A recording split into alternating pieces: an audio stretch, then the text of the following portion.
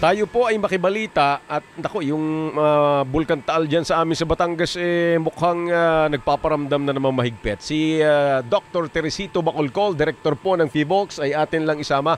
Director, magandang gabi pong muli sa inyo. Yes sir, magandang gabi din po sa inyo. Yes sir, meron daw pong warning kayo ngayon regarding po dito sa Taal Volcano, Director. Pakibalitaan nyo nga ho kami, sir. Okay, so kanina naglabas kami ng advisory kasi mula kaninang umaga, 5:25 a.m., tumataas yung RSAM natin o ito yung sukat ng lakas ng lindol sa ilalim ng bulkan. So yung RSAM, ibig sabihin nun, real-time seismic amplitude measurement.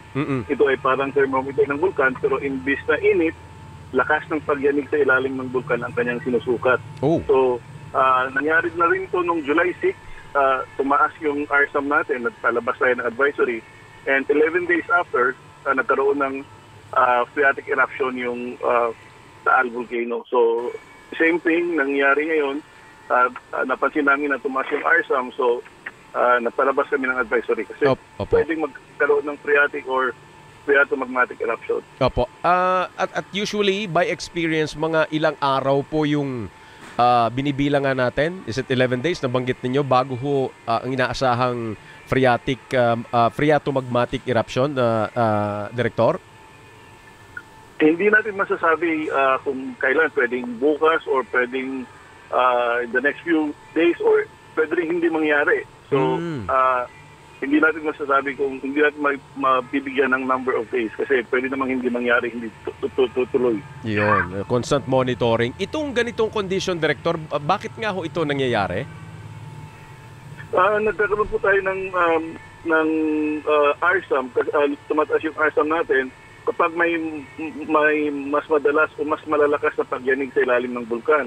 So sa Taal ngayon, posibleng sanhi ito ng paggalaw ng hydrothermal fluids, pwede rin yung sa gases or sa magma sa ilalim ng crater na nagdudulot ng tuloy-tuloy na pagyanig. So kapag i-combine mo yan lahat, tataas yan. So, isipin mo na lang na may malaking drum sa ilalim ng lupa. Yun. Kapag mahina ang hampas, mahina ang tunog, ibig sabihin kalmado. Pero kapag sabay-sabay at malakas ang hampas, mas malakas ang tunog at ito ay sinyales na may nangyari ng matindi sa loob ng bulkan. Opo.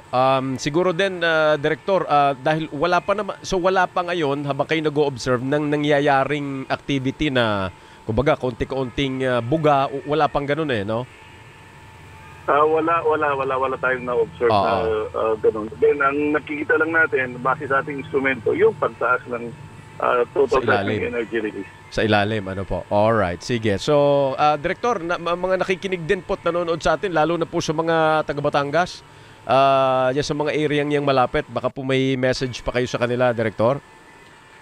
Hindi, so para sa ating mga kababayan na ninirahan around Taal Volcano, hindi kailangan maging eksperto para makatulong.